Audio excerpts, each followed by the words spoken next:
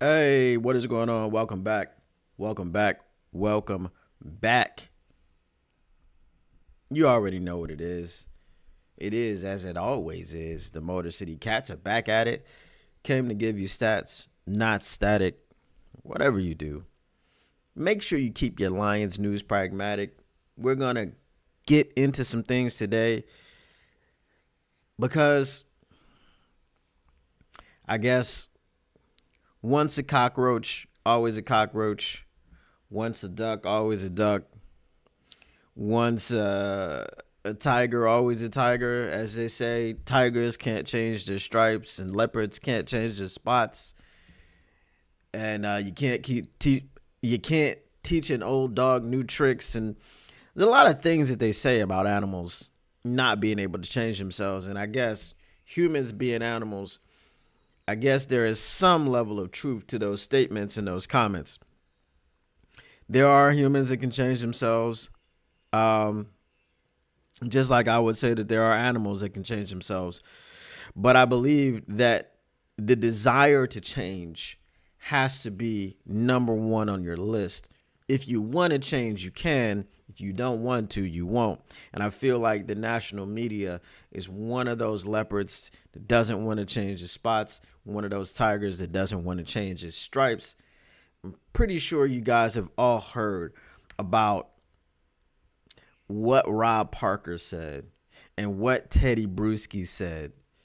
Um, and I'm gonna play that sound for you. I had the sound in more of a professional manner, but I'm not gonna be able to play it that way because whatever the reason was, it just didn't seem to want to play right. So I'm just gonna play it right here on my microphone, and it'll pick it up, and you guys will be able to hear it.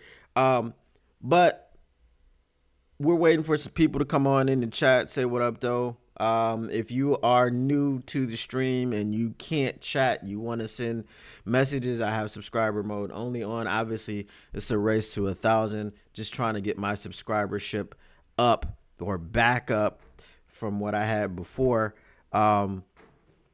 So make sure you subscribe. You only need to be subscribed for 60 seconds before you can say something. Jump on in the chat. Say what up, though. And we can talk about what we're talking about today.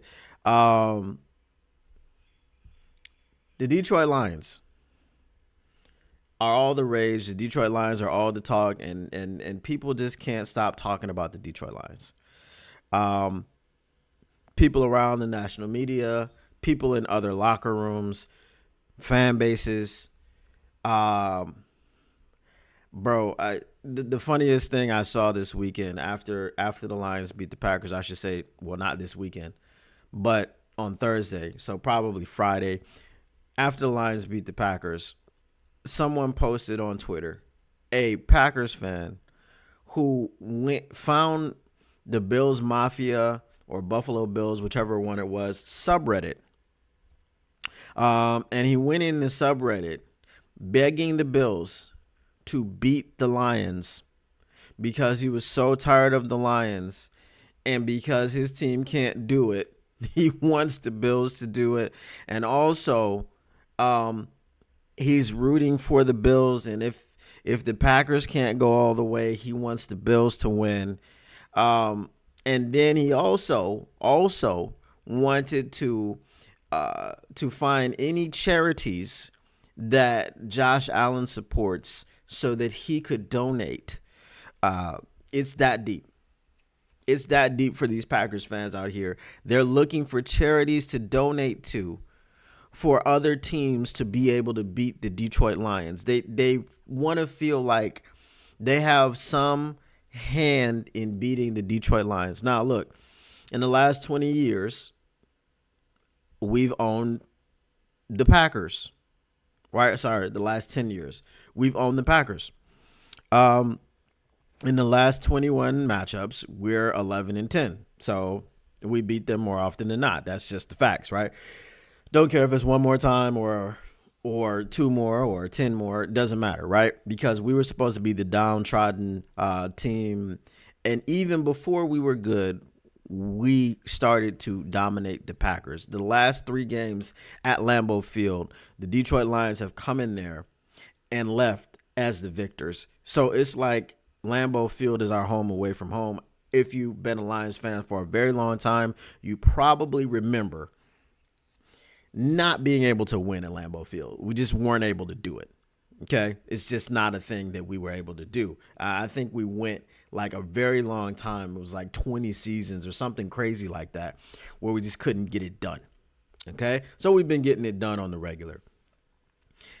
Even in those 20 years that we couldn't beat the Packers at Lambeau Field, it always seemed like we would go late, like in December, things of that nature, and it was cold and it was frozen tundra and snowy and all these things, and us being the dome team, which is still a narrative that we're struggling against today.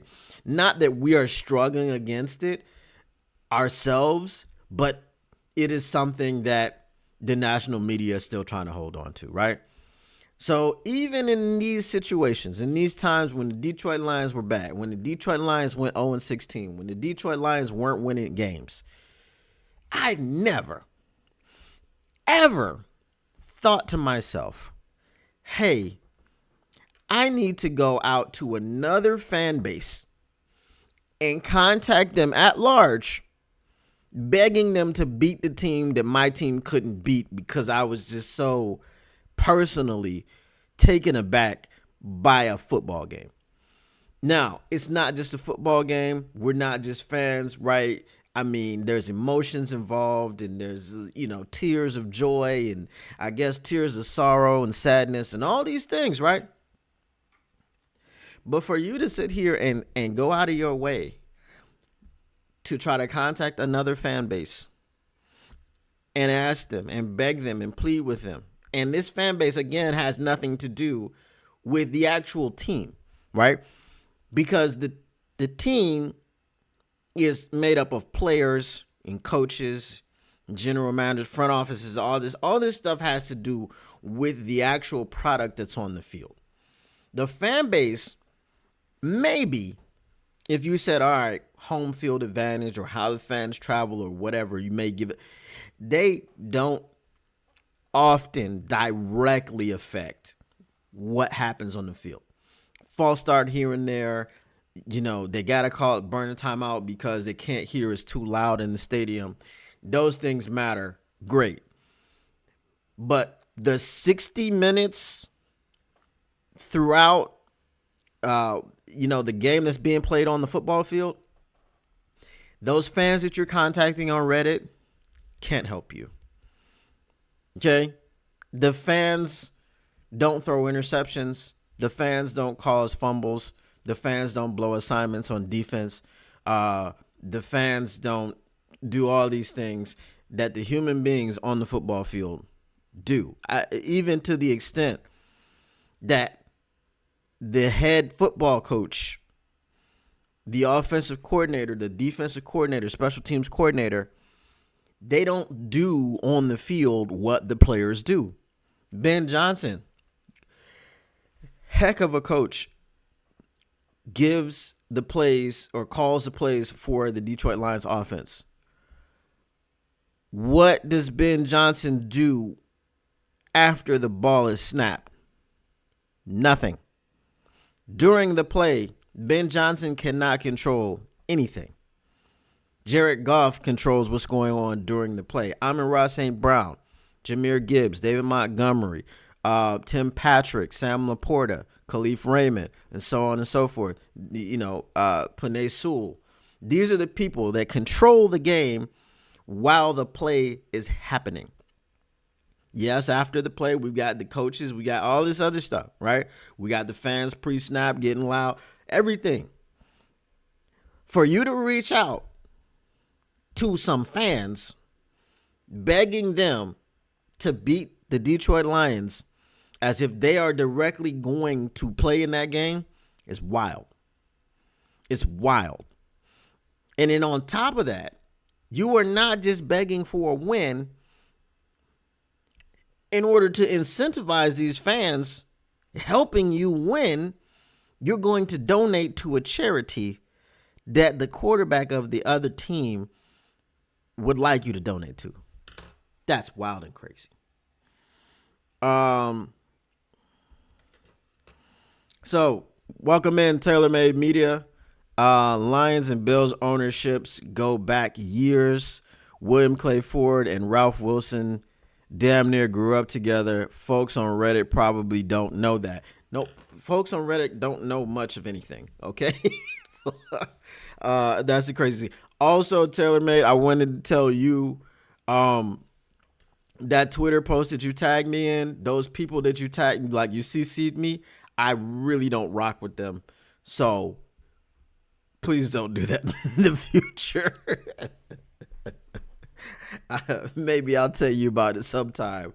But basically the long and the short of it is they had a take that I didn't agree with.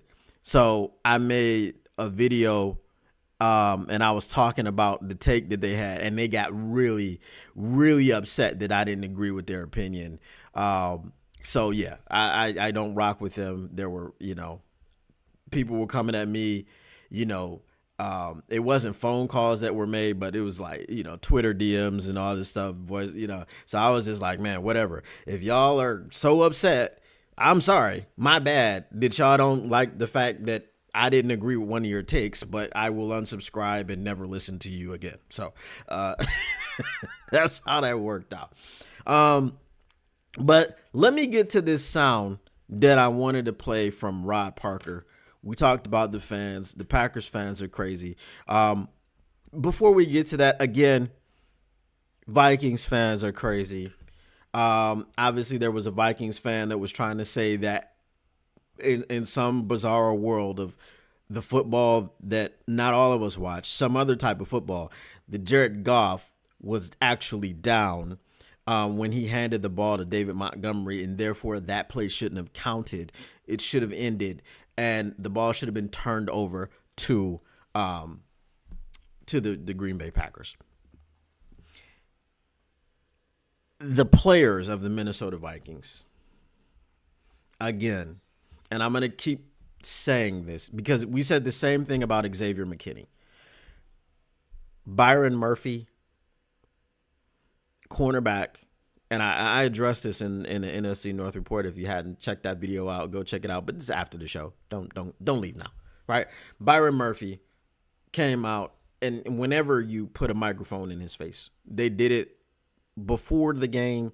I don't know if it was last week. They did it after this game when they just played the Atlanta Falcons and were gifted the game by Kirk Cousins because he thought, hey, I still play for the Minnesota Vikings. Let me throw them 3 interceptions, one of them being turned over, or overturned, I should say. But I feel like I still play for them. I'm in the building. It's an old familiar feeling. So let me throw the football to the purple team, which that's not what you're supposed to do. But again, you put the microphone in his face and you ask him about the Detroit Lions. And as I said in the NFC North report, emotional intelligence isn't something that this division, other than the Detroit Lions, have. And they will continue to talk until they are humbled about the Detroit Lions in a way that doesn't make any sense. Hey, man, I'm tired of y'all talking about, y'all need to be talking about us. Y'all need to be talking about the Minnesota Vikings. Why do we need to be talking about the Minnesota Vikings, Byron? Why? You're 11-2. Great. Good team. Are you at the top of the North? You're not. Why? Because the defending NFC North champions are 12-1. You're 11-2. One of your two is a loss to the Detroit Lions. Our loss didn't come to you. It didn't come at your hands. So when we came to your house and smacked you in the face, you did nothing about it. Don't talk about it afterwards. Okay? Don't talk about it afterwards. Don't call the police. Have the police come and arrest the man that came to your house and assaulted you. And then when your friends are around after it, you like, man, I should have done such and such, man, before I called. Look, you called the police already. It's over. It's over. The man is sitting in jail. Now you want to talk big stuff. Same thing. We came in your house. We assaulted you. We've been escorted out of Minnesota. Okay? With the dub, and now you talking about how we shouldn't be continue talking about the Detroit Lions. Y'all should be talking about us and what we're doing. Well, listen, you'll have a shot in week 18 to beat the Detroit Lions once again. And whatever the implications of that game are, you may have the ability to talk. You may not have the ability to talk, because guess what? If the Lions don't lose a game, by the time we get to you and you haven't taken care of business and you've lost a game or two or three, guess what? You're still going to be playing for the wild card, and you beating the Detroit Lions won't even matter, because you know what? Next week, the Detroit Lions are going to be at home chilling, resting up, healing up, because you know we got a whole lot of injuries. Okay, that's what's going to be happening. So whatever the implications of the game will be, talk about what you want to talk about, Byron. I don't know, but I think right now y'all should just get ready for the Seahawks, because that's going to be a tough game. Seahawks are on a heater. They're playing really, really good football right now, and you're catching them at a time where they are the division leaders, and they don't have a stranglehold on that division, because that division is just like this. It's very close, very nip and tuck, just like our division is. But the difference is, if they lose the division lead, they may fall out of the freaking playoff race. I mean, it could happen. However, let's get to what Rob Parker had to say. Again, I apologize. It wasn't working just from the computer, so I'll play it from my phone, and you guys will be able to hear it. I'm going to say this right off the bat. Dan Campbell, for as much credit and people are all excited about him, I think he's a bad coach. And I think he's worse than Brandon Staley when he was with the Chargers, who got fired. And I'm going to tell you why. This is not being provocative or trying to change the game or having cojones or whatever. This is reckless. And the reason I say he's a bad coach and ultimately will wind up costing the Lions a chance at the elusive trip to the Super Bowl, or even a chance to win it, is because what he's doing is unnecessary and putting his team in harm's way. And it worked out last night. Thank God it wasn't college rules, right? Because when Jared Goff fell down, you know he would have been down for, right? That would have been it. He would have been down at that spot. Okay, so there's just so much to unpack with all of this. First of all, calling a man who is at the helm of a 12-1 team a bad coach is wild. Rob Parker has always hated Detroit. And here's the thing. If people don't know, Rob Parker, he used to cover the Pistons, Lions. Like, he used to be a beat reporter in Detroit. I don't know if it was he went to some bad strip clubs or what, because, you know, Rob Parker, you know, that's what he's known for. Him and Jason Whitlock, they be in the club, right? I don't know if he got some bad food, like if he wasn't, you know, wasn't the quality of Magic City, you know, the lemon pepper wings that they got down there in Atlanta. I don't know.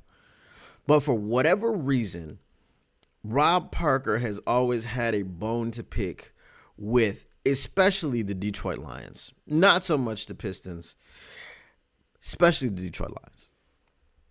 And maybe it was, you know, he has PTSD of covering a franchise which was losing.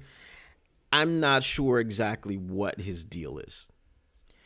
But when people tell you to read the room, Rob Parker, this is what they mean.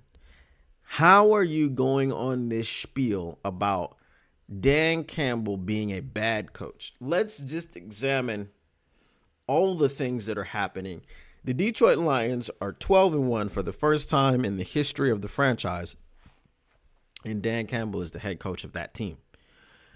He's likening him to a guy that was awful and got fired. A guy who you could say having him on your staff, San Francisco 49ers, is one of the reasons that you suck, because he's just his suckitude as a coach is toxic and it infects a locker room, right? This is the guy, Brandon Staley, who had Justin Herbert, and you were like, man, is Herbert really as good as they say he is? Is he ever going to win anything? Now, Jim Harbaugh in 1 year has them turned around. I think they've won, 8 games so far? And then the Jim Harbaugh thing, again, is another angle to talk about when we talk about what Rob Parker was saying, okay? But how do you come out of your mouth and compare Dan Campbell, who has really, I can't say done nothing but win, because the first couple of years, or I should say the first year and a half was bad. But that's, who did you have? You had Jared Goff and some guys. And Jared Goff and some guys is not the team that you have right now. Okay? You didn't have anything. Tore down the roster, got rid of the quarterback that you had, sent him to LA, and so on. We all know what happened. And then you go 1-6. Your owner comes out and says, stay the course. These are my guys. I have faith in them to do it. Since then, what are they, 37-6? Something like, so if you take a guy who's not only 12-1 this season, but is 37-6 over the last 2.5 seasons, what is your take like based on? Pure hate. That's all it is. Now, what's going on, Brent DeWitt? Glad you made it. I'll get to your comment in a second. Now we get into the speculative. We get into the what if. What if it was college? Bro, what if we were watching basketball? What if we were watching girls soccer? We're not watching any of that. Jared Goff handing the ball off to David Montgomery was 2 professional NFL players playing by professional NFL rules. NFL rules do not dictate that if a player falls down, he cannot get up. NFL rules do not dictate that if a player falls down, you blow the whistle and the play is over. That's not the product that we were watching in college. We were watching the NFL. It's the same way that you could say a quarterback in college got stepped on and fell and did the same thing that Jared Goff did, hand the ball off, but they blew it dead because it's college. And you're like, man, if that was the NFL, they might have scored a touchdown. Well, it wasn't the NFL. So they might have done a lot of things if it was, right? If it was a fifth, we'd all be drunk. Okay, I don't understand having this type of energy towards the Detroit Lions, towards the coach of the Detroit Lions. And then just like you, again, I want to be in the national media because I feel like the job is very easy. If anybody has any connections to New York, to wherever, and they could get me a job where I could just sit there and be like, yeah, you know the quarterback of the New York Jets. What's his name? Chad Pennington, I'm sorry. Yeah, Chad Pennington hasn't been the quarterback in New York for the last, 10 years, bro? But you don't have to know anything if you're in the national media. You can talk about, you can talk out of the side of your neck however you want to, and you still have a job, and you'll still get clicks, you'll still get likes, and people will talk about you. I feel like that's what being in the national media is about these days. Let me get to some of your comments really quickly. So Brent DeWitt says, oh yeah, a bad coach that took his team to the NFC Championship game last season and is currently 12-1 and the number one team in the NFL. Yes, exactly, Brent. That's the point. Good coaches don't do things like that. Phenomenal coaches don't do things like that. Excellent coaches don't do things like that. Front runners for the coach of the year don't do things like that. It's just the bad coaches. Okay, so we should fire Dan Campbell before the season finishes because he might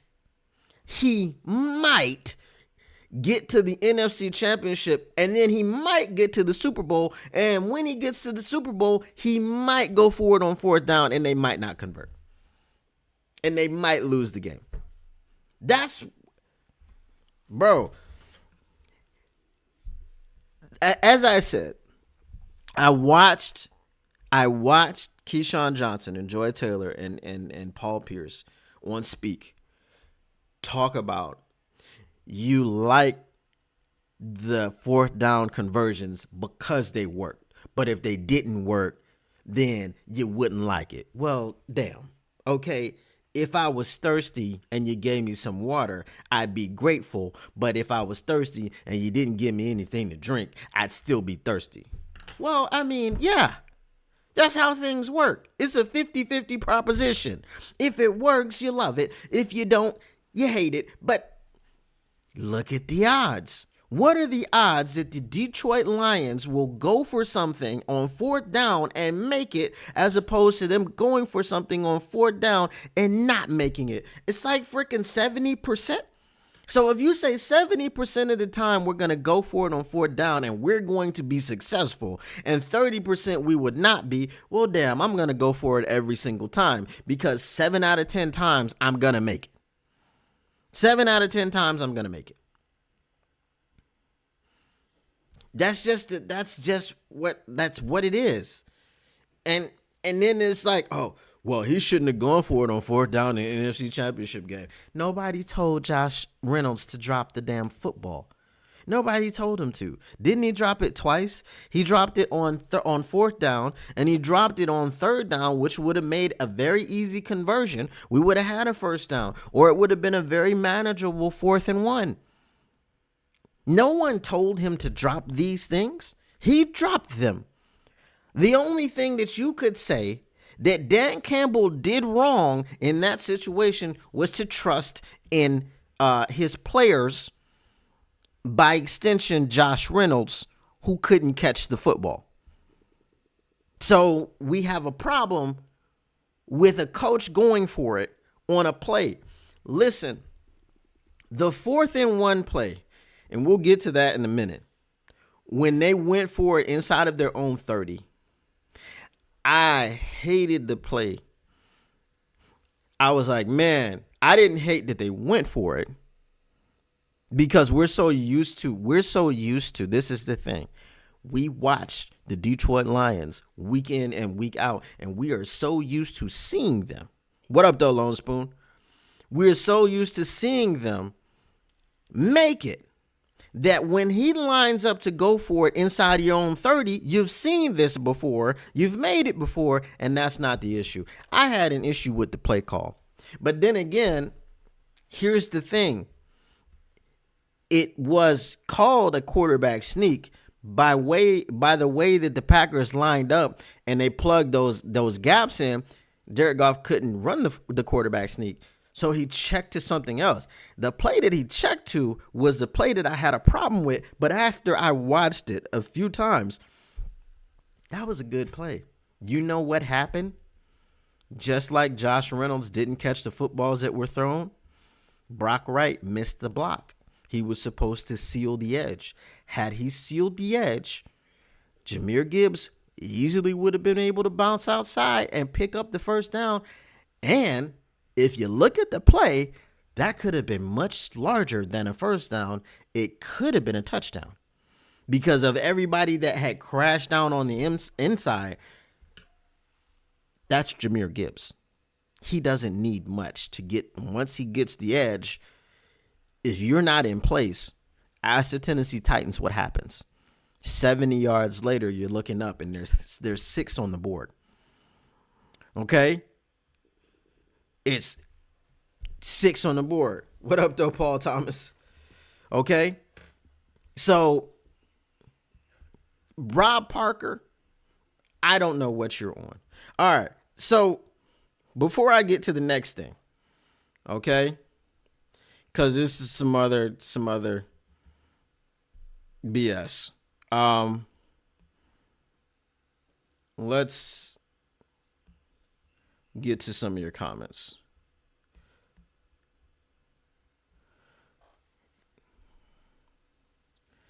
Let's see. I can't even. Is this it? Let's see if I can get. Just want to find it. Okay. I mean, this can't happen. I mean, this guy wants to go for it even now. Okay. Yeah. All right. So we have Taylor May said maybe Rob had an issue with ownership. I know he launched sports rap radio in Detroit for a few months this year and couldn't get the support he needed, had to shut it down. Well, listen, I can understand why Rob Parker would have to shut something down because Rob Parker has been on this path for years. This isn't new. This is par for the course for Rob Parker. Just like it's par for the course for Nick Wright to sit there, Nick Wright and Chris Broussard. Guys, if you didn't know, Chris Broussard is from Ohio. I know Chris Broussard is from everywhere, but he's from Ohio. Okay? That's where he's from. Understand why he hates Detroit. He hates all of Detroit. He hates the Lions, the Pistons, the Tigers. He hates all of Detroit. Okay? So, and that's, again, Chris Broussard for years was Rob Parker's partner on The Odd Couple on Fox Sports, right? Fox Sports Radio. So this is the issue with Rob Parker, Chris Broussard, all these people. They have been at it for years. So if Rob Parker comes to Detroit and is like, yeah, you know, I gotta do, I'm trying to do this venture, and he doesn't get the support, it's not a surprise. It just isn't. Brent DeWitt says someone was saying that he got booted out of Detroit for asking idiotic questions during press conferences. Still researching that, but if true, would explain his bias. Listen, if this is his shtick, if this is his spiel, the Tom Brady thing. I hated Tom Brady for years because Charles Woodson was my all-time favorite Wolverine. And the Tuck Rule thing. And it was just a conspiracy and all the stuff that was going on and them being America's team and them launching the dynasty off this time. I hated Tom Brady for years. But one thing I never did was talk about him not being the GOAT, him not being great at football. And then at some point, I don't remember what point it was, because I know I celebrated them going 18-0 and losing the Super Bowl. I celebrated that hard. But at some point after that, I just said, you know what? Tom Brady went to the University of Michigan. He's my guy. I can claim him because the Lions suck. But the greatest of all time had to go through the University of Michigan to make his name. That was, and then I just became a Tom Brady fan. Okay? But Rob Parker looks at Tom Brady and just has so much to say, so much negative to say about a man that won 7 Super Bowls. I don't understand it, but it is what it is. So I'm sure he was probably asking idiotic questions in press conferences. Paul Thomas says Rob Parker is a buffoon. Lone Spoon says, yeah, I wasn't a fan of the play call. The fact that they went for it, I'm used to it. I think they should have done something to confuse the defense like they did on the Tim Patrick's first TD. Again, like I said, the play call actually wasn't bad. It just wasn't executed. Right? Just go back and watch the play. Like I've watched on a loop several times. The problem was Brock Wright. Brock Wright didn't seal the edge. Had he sealed the edge on that block, Jahmyr Gibbs is still running right now. Okay? He's still running. I mean, he had all of the field in front of him. All right. Let's go ahead and get to Teddy Bruschi. I don't know if I got to the right spot. Again, like I said, tried to get this going in another way, but it didn't work. So we're just doing it the old school way. They get stopped right here and basically give Green Bay a touchdown because all they got to go is like 29 yards and they score a touchdown here and it's a different game. So you wouldn't have been in this situation maybe if you punt it and you let your defense play against a quarterback that has the tendency to throw to the other team also. This is every single time? Why does it have to be every single time? Now, let me say something here because Dan Campbell came into this league talking about being kicked down and biting on ankles and chewing on kneecaps. Well, there's no more, and let me tell you, Detroit Lion fans, there's no more ankles and kneecaps to bite. You're on top. Start playing like it and start coaching like it because sometimes you got to know when to be in a game to where let the other team mess up because I know I'm better because it's going to give us a better chance to win. There are those situations that I don't think Dan Campbell knows right now that he still has to learn. And I've been watching him this entire season based on the way last season ended. Okay, did he learn in the offseason? Maybe he's a little less emotional. He is not. All right. So, you've been watching Dan Campbell this entire season to see if he has learned. So, while watching to see if he has learned, you've just put on blinders. You're like, is he learning? I don't think he's learning. Right? Well, take the blinders off, Teddy Bruschi. Why did Dan Campbell go for it on fourth down? Because he was trying to keep the ball away from the Packers. If you didn't realize, we won the game 34-31. Remember a few weeks ago when that defense was on all types of streaks? The defense was on a heater, right? The defense was, until Thanksgiving, hadn't allowed a single quarterback to come in or they went there. Didn't matter where they played. Didn't matter if they played at Ford Field. Didn't matter if they played at Lambeau. Didn't matter where they played. A quarterback was not going to face the Detroit Lions secondary and throw more than a touchdown. It just wasn't going to happen. It happened on Thanksgiving. All right. They had gone 14 or 15 straight games with a turnover that ended again on Thanksgiving, right? Bro, they were just top 5 scoring defense, top 5. The defense was so phenomenal, even without Aidan Hutchinson. You're watching a game in which 13 defensive players did not suit up because they were on IR. 3 more defensive players were unavailable before the game. They were ruled out the day before in Josh Pascal, Levi Onwuzurike, and DJ Reader. And then you lost to Lee McNeil. And then at that point of the game, Brian Branch had gone out with cramps in his lower legs, in his calves. So you're telling me, because you're saying, well, you put it in the hands of Jordan Love because Jordan Love is a quarterback that'll throw you the football. So you're going to trust the law firm of Joseph and Joseph? Okay, listen, that law firm doesn't win a lot because it's only one of the lawyers is good.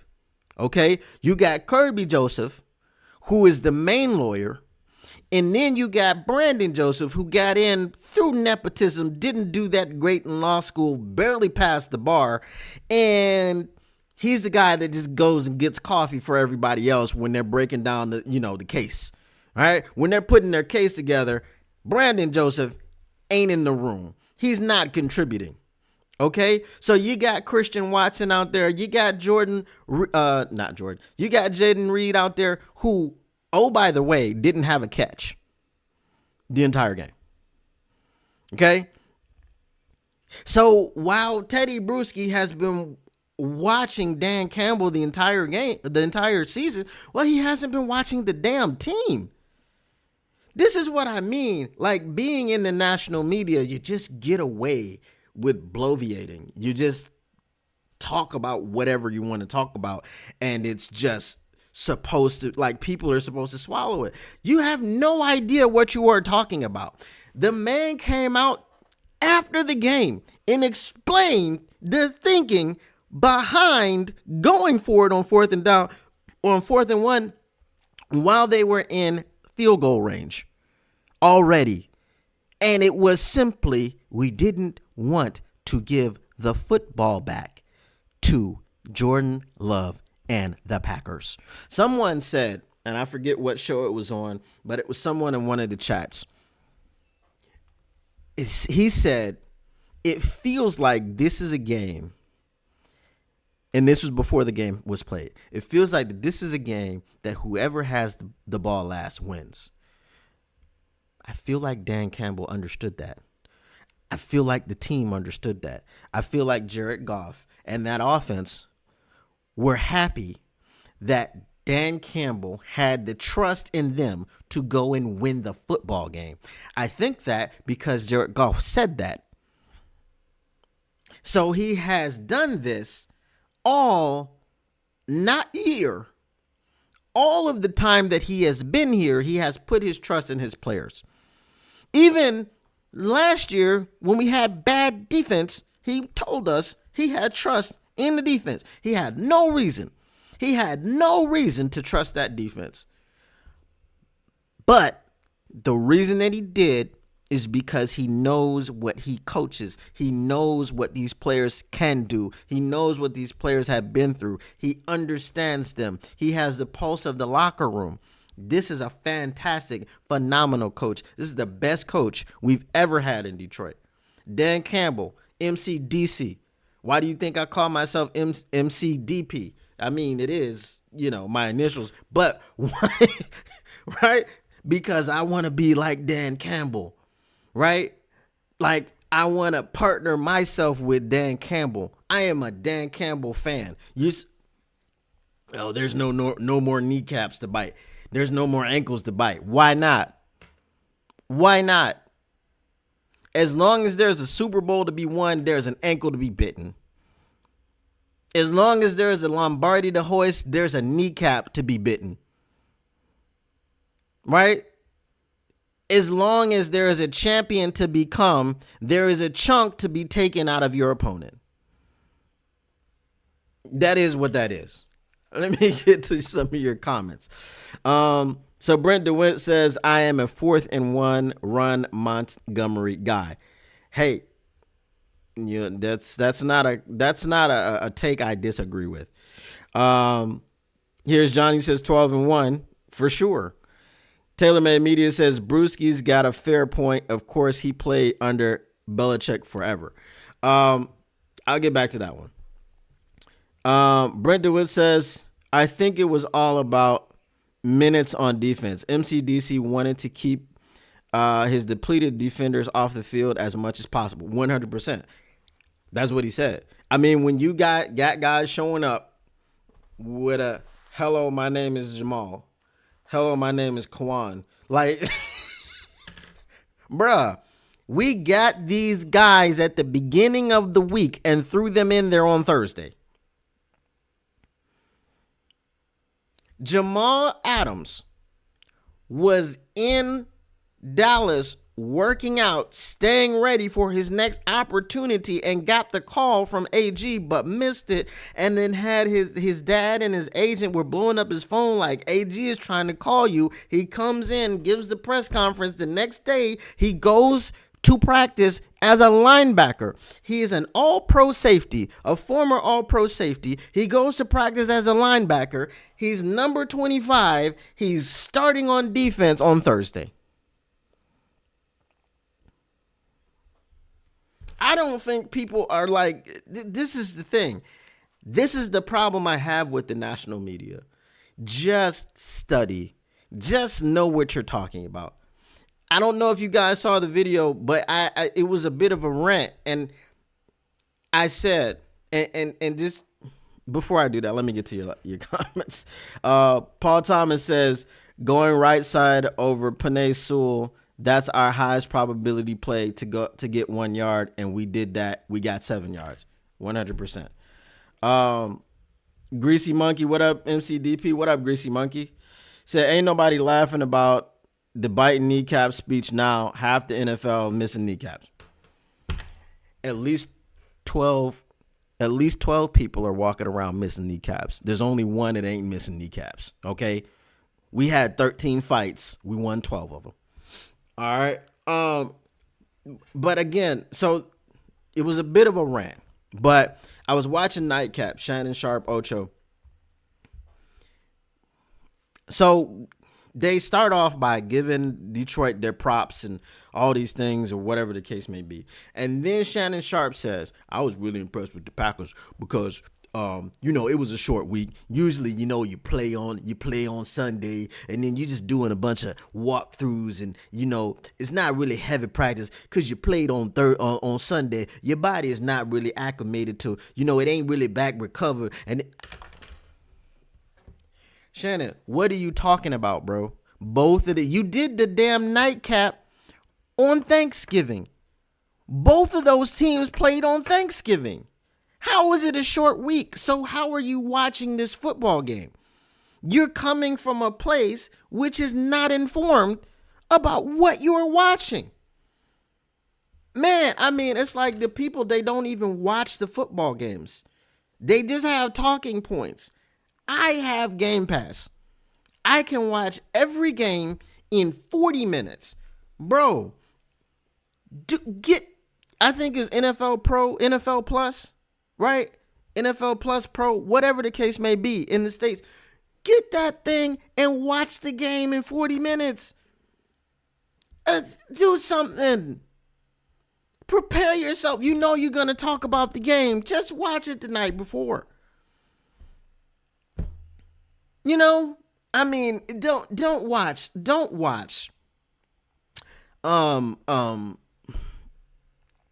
the 49ers and the Bears. Don't watch that game. Just watch the highlights. Don't watch Jacksonville and Tennessee. Don't even watch the highlights. Just look at the box score. But when you have a game, the only game on television, a Thursday night football game, watch it in its entirety. First and foremost, live. Sit there and watch the football game. Because when you come in on Friday, that's what you're going to talk about. Watch the game with the sound on. That's where Shannon Sharp gets himself in trouble. He says he watches the game with the sound off because he doesn't want the announcers and things like that to skew his opinion. Well, guess what, Shannon Sharp? If you watch the game with the sound on, maybe you would have understood that both of these teams played the game on 1 week of rest. If you watch the game with the sound on, Teddy Bruschi, then maybe you would know that there were 13 defensive players on IR coming into the game. What else can we say? Brenda Will says, yeah, every other time we made a tackle, I was saying, who's that? Kudos to all the guys I didn't know. 100%. Paul Thomas says, Chef, we call them drive-by media for a reason. They drive by, don't stop the car, get an impression, and run with it. That's why you have people like me and people that do your team a service, that try to do your team a service, not like the Rob Parkers of the world who just try to crap on the team for no reason other than just to have a take and just to get clicks and likes. What is up, Just a Fan? Glad you made it, bro. I've been spitting. I've been on fire today. So the situation with being mad at a coach of a 12-1 team is asinine. Okay? It's asinine. It just doesn't make sense. I don't understand how you wrap your head around what you're doing. The Teddy Bruschies of the world, the Nick Wrights of the world, the Rob Parkers of the world, the Chris Broussards of the world. Bro, they asked this question a couple of weeks ago. Is it fair to say that the Detroit Lions offense, and this is when they were humming, right, are among the best in NFL history? No. And it's ridiculous. I have a graphic because they're not in the top 10. That doesn't, bro, do you know how many offenses have been put on the field? Do you know how many offenses have been put on the field? 32 offenses go on the field every year. Every year. Okay? And every year they are at least slightly different. Right? This year, we replaced Josh Reynolds with a featured JMO and a Tim Patrick. Last year, JMO wasn't ready. He started to come on later in the year. Tim Patrick wasn't on the team. And Josh Reynolds was dropping footballs in the NFC Championship game. This year, we have different parts. We have a second year of Jahmyr Gibbs. And at one point, he would. Did anybody notice that Jahmyr Gibbs against the Green Bay Packers went over 1,000 yards in the season rushing? Did anybody notice that? Right? In game number 13, he's over 1,000 yards rushing. He has 4 more games. Splitting carries with David Montgomery. Last season, in 15 games, he didn't rush for 1,000 yards. He was 945. He missed 2 games. This season, in 2 less games, okay, the first 13, he's got over 1,000 yards. He's like, 20, 30 yards behind Josh Jacobs? Josh Jacobs is the featured back. Okay, Jahmyr Gibbs, I don't know if anybody knows this, for a while was averaging 6 yards per carry. Okay, so when you have all these pieces, you have an Amon-Ra St. Brown who's an all-pro, who's taking a step back to facilitate and the offense is still humming. Obviously, we've had our bumps in the road and all these things, and that happens because we have more weapons now. But it's ridiculous to say that this team is one of the greatest offenses of all time because they're not top 10. What if they're top 32? What if they are top 32? The NFL has been around for how many years?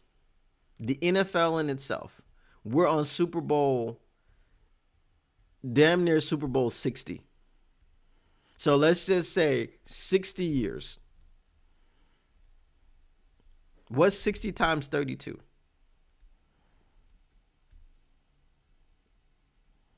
Just saying. I'm just saying. Greasy Monkey says Jahmyr Gibbs is newish to the NFL and playing at an elite level. 100%. 100%. Phil, what is going on, my guy? Glad you made it. Lone Spoon says, I did. Nobody said anything about it during the game. Which part? Nobody said anything about what? Paul Thomas says that means I'm damn near 60. Well, Paul Thomas, you know how old you are. I don't. K.A. Press, welcome in. Listen, K, I missed you. I just wanted to say to you, stop being pressed. Okay? Because you was pressed about the Packers. You said the Packers was going to beat our ass. Don't bet against this team. Okay? We got all types of reasons to lose games, and we'll keep on winning them. Oh, Lone Spoon Gibbs getting 1,000. Yeah. You know, already over 1,000. So KM Press says Dan Campbell said Bills game won't be easy because the Bills are a dangerous team. Well, damn, I just turned 40. I'm old. Listen, and later in the week, obviously, I'm going to get to the Bills. But if you were afraid of the Bills going into the game or coming into this week, I feel like you shouldn't be afraid of the Bills. And it's not just because what I saw last night. Remember, and this is the thing, right? I love like the Woodward Sports personalities, the people. But when you watch Armani and Edwards and with Maz, right? Armani and Maz were talking about basically how they don't like watch other games. And that's fine, right? They have other things to do. I watch everything. Okay? Obviously, I'm whenever the Lions are not on, I'm watching Red Zone. Even if I'm out working, I'm in my car, I got freaking Red Zone on and I'm listening to it, and I, glance every now and then when it's safe to, okay? If there's any kids in here, any young people, just got their license, don't be out there doing that, okay? I'm an experienced driver, okay? So, it's the football season is short. It's 5 months of the year, so I'm going to take advantage of it. I'm going to watch as much as I can, and that's the reason why I pay for services like Game Pass. I'm trying to see all of the games. I'm not just trying to watch the Lions games. So when we saw the Bills versus the Chiefs, they were talking about the Chiefs' defense, and they were talking about the Bills' defense. And one thing they said was, well, the difference is the Bills will give up the rushing yards. And we saw yesterday the Bills giving up the rushing yards, right? Kyron Williams, Blake Corum, they were gashing the Bills. The game was 44-42.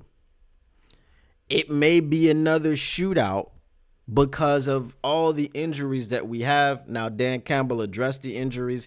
He said that people were getting healthier, but obviously he won't have an update until Thursday as far as who's going to go and who's not going to go. Just like it's not a sure thing that Decker is going to play. It's not a sure thing that, but Levi could be back and maybe Pascal could be back, but he's not going to be able to be definitive until later on in the week. But he did say that everything was more positive than it was last week. So people are getting healthy. He said Enzo is trending towards maybe the last game of the season against Minnesota or maybe the playoffs. But we expect to have him back. So it was a lot of that. And obviously we know that if you're on season-ending IR, you're not coming back. He did say that Iffy and Ennis, we'll talk about them next week because that'll be the end of their 4-week window where they missed those 4 games because they were on IR. But the Bills not being good against the run plays right into our hands. The Bills, the zone coverage that they were deploying, and this is one reason why I hate zone coverage. You're letting, and they seem to be playing soft zone, which I really couldn't understand their strategy. Okay, because you let up 44 points and lost. That's not something that you set out to do. But their strategy of playing soft zone coverage, I really didn't understand it because I'm like, man, you're 10 yards off. They're throwing the ball for 7-8 yards. I mean, that's a first down every 2 plays. So I didn't understand the Bills' defensive plan. But if they have the same defensive plan against the Detroit Lions, which obviously I doubt they would, but again, the run is something that they've struggled to stop all year. They're not very good at stopping the run. So, I mean, especially if Decker's back out there and you got the whole line healthy, I'm not pressed. Okay? I am not pressed. All right, let me get to some of your comments. All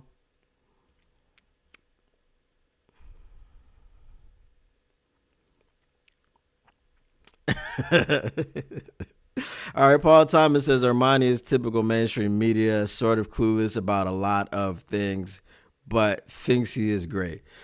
All right, I don't think Buffalo is going to be an easy game, but I think we're coming out with the W number 13. I don't think it's going to be easy because you got Josh Allen, but Josh Allen went absolutely crazy and had a historical game, and they still lost, which, like I said, my biggest concern was Josh Allen. And we couldn't let Josh Allen go off, and we got to contain Josh Allen. And Josh Allen scored 3 touchdowns on the ground and 3 touchdowns in the air, and they still lost. James Cook had 20 yards.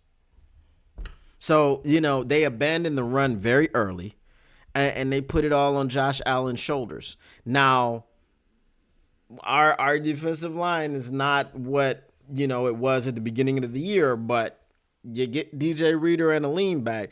Aleem, again, is in the concussion protocol, and Dan Campbell said, well, he didn't take any steps back, so obviously he's got to clear the protocol, which I would be 100% surprised if he doesn't clear protocol, because I really don't understand how we got in the protocol anyway. So remember, during the game, they said it was a head injury, not a concussion, so then what protocol is he clearing? You clear concussion protocol. You don't clear head injury protocol. All right. So Phil is 68 and just retired in September. Happy retirement. Kane Press says, I was told 40 is the start of menopause. Can confirm. Can confirm. Paul Thomas says, not always, still young. But it's sometimes. But can confirm. Phil says builds do not look even close to the Lions' skill level. They don't, because they look like they're the Josh Allen show. I don't know if Keon Coleman is going to be back this game. Obviously, big body receiver would give Terrion Arnold not trouble, but obviously being able to use his body and post up and things like this, like Mike Evans. But Mike Evans didn't have the greatest game either when Tampa Bay came into Detroit. So,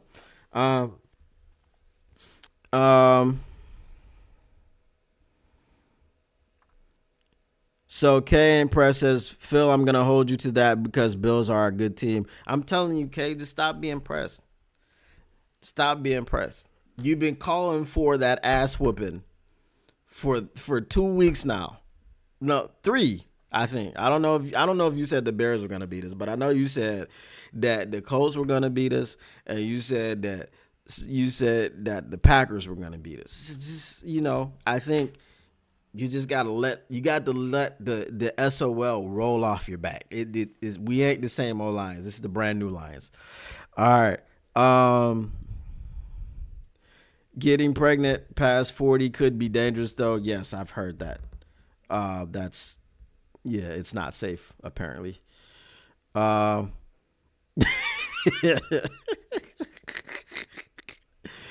not gonna give you a prediction for Sunday's game on what's today? Is today Monday?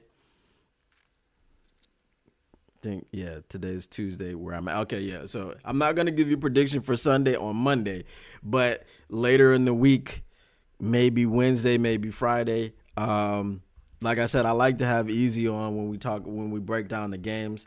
But if he's not able to make it on Friday, because I'm just not gonna do a Wednesday breakdown. I thought those were particularly stupid, and it was never my choice to do a Wednesday breakdown or a preview of a game that happens on Sunday, because there's more information that you have on Friday. Like that's when you have all the information. And since I do my shows in the evenings, all of the information has come out. So I'll be able to tell you who's active, who's inactive, and all these things. And then I can, both teams, not just the Detroit Lions, but also the Buffalo Bills, So we'll be zeroing in on those topics later on in the week. So I definitely come back on Friday. Well, you should come every day, but when you're here on Friday, that's what I'll give my prediction.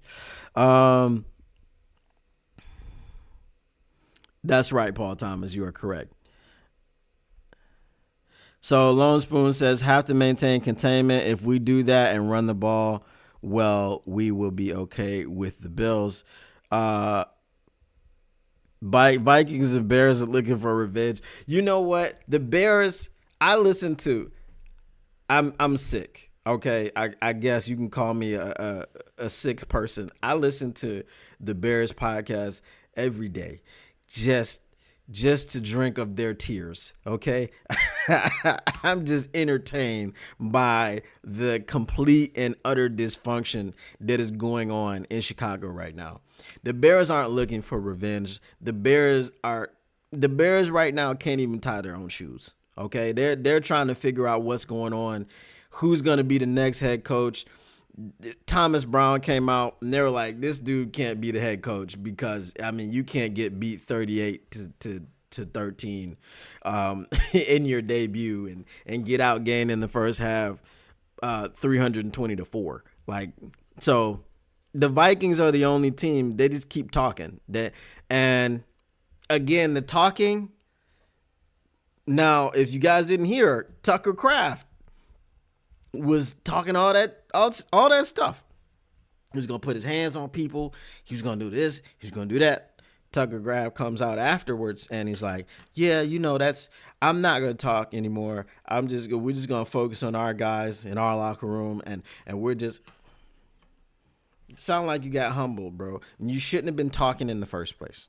As I said, the Detroit Lions are the most emotionally intelligent team in the division. They just are. They don't talk before games. They talk after the job is done. Okay? They talk after the job is done. So when you ask Kirby about, Tucker Kraft, and he said, what, you talking about Kraft macaroni and cheese? I don't even know who that boy is, man. And he can say that. Look at Xavier McKinney. They asked him after the game, what about was there any talk about, the sweatshirt? I mean, he don't talk a lot. So anyway, I don't know. And then the interview ended just like that. Man, I don't know. Okay, so you wouldn't have to come back with your tail between your legs if you just shut up and play football from the beginning. You just would not.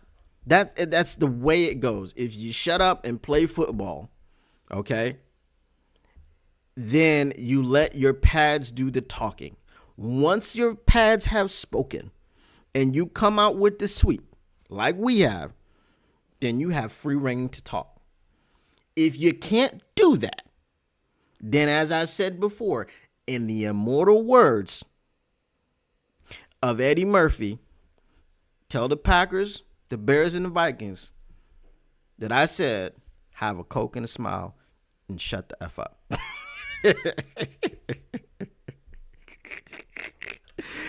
All right. Chicago is a dumpster fire 100%. The Chiefs are 12-1. The Chiefs are 12-1 by a doink. Oh man. Listen. I just don't know if the Chiefs if the Chiefs and the Lions wind up in the playoffs. Obviously, I'm supremely confident because we've beaten the Chiefs in their own house. Patrick Mahomes has never beaten Jared Goff. And the Chiefs are... Now, I can't say too much about last night's game because it was a divisional game, right? And unlike a lot of national media people, I know what a divisional game means, all right? So we can't say too much about what happened last night. But what I will say, and I wanted to make this point earlier, and I'm glad you guys got on the Chiefs. Eddie Murphy, most underrated comedian of all time. I don't even know if he's underrated. He'd be in my top 5 for sure. Dave Chappelle being number 1. Eddie Murphy's probably number 2 for me. But the point that I wanted to make. So we're talking about Teddy Bruschi and, giving the ball back and to Jordan Love. And okay, we had two examples. We had the Jets losing to the Miami Dolphins because they did kick the field goal, and Miami did get the ball back, go down and kick a field goal to take it to overtime, get the coin toss, and win by driving straight down, riding on the back of Jonnu Smith, and winning that game in overtime on the first drive. The second one was the Chiefs and the Chargers. The clock management by Jim Harbaugh, I didn't understand. The way that he burned his timeouts, I didn't understand. You had 3 timeouts, and I feel like he burned 2 of them on the plus side of the 2-minute warning.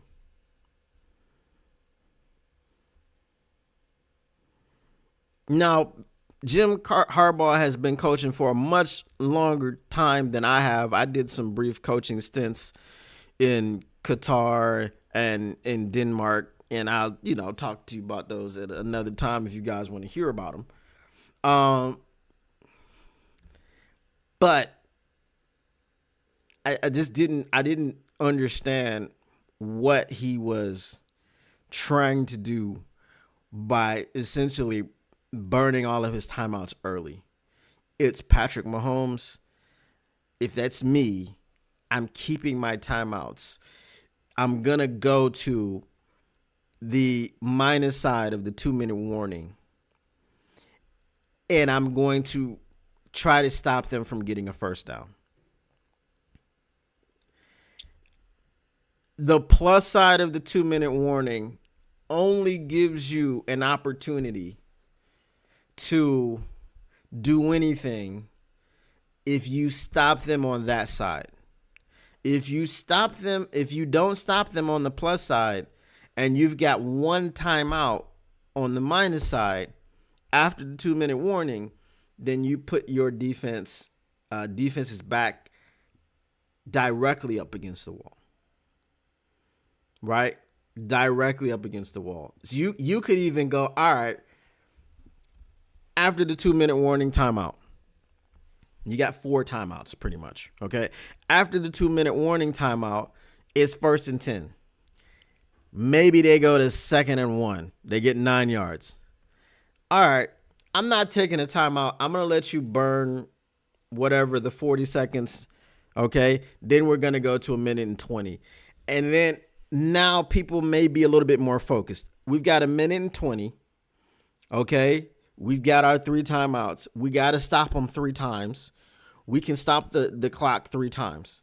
If you stop them 3 times very quickly, boom, boom, boom, you got a minute left, then with no timeouts. But because you burned all your timeouts pretty much out of the 2-minute warning, they did what they did. They kneeled on it. You couldn't stop the clock. They kicked the field goal.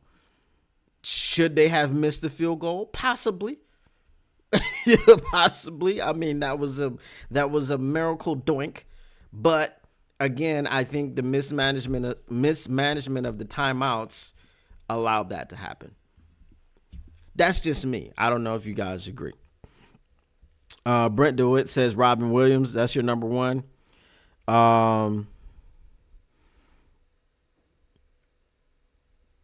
Lone Spoon says watching the Bears dumpster fire and the Packers fans meltdown in the same season is great. It is fantastic. It is fantastic entertainment. Love it, love it, love it. So we got more viewers. Make sure you guys are smashing the like button. Make sure you guys are subscribing. If you are viewing and you can't currently comment, I've got subscribers mode on because I'm trying to get myself to 1,000 subscribers just as I got somebody else to 1,000 subscribers, and at least once I get to 1,000 subscribers, things will actually, go into my hands. But it is what it is. It is what it is. Yeah. All right, guys. If you have any questions, let me know. If you don't have any questions, like I said, we'll be back tomorrow. We'll talk about more Detroit Lions news and rumors. Obviously, we've got the whole Aidan Hutchinson thing swirling around. Do the Detroit Lions expect to have him back before the Super Bowl? I'm hearing things like the NFC Championship game. Who knows, right? But we'll talk about all that and more. Tune in next time for the Motor City Cats, because we're back at it. We came to give you the stats and none of the static.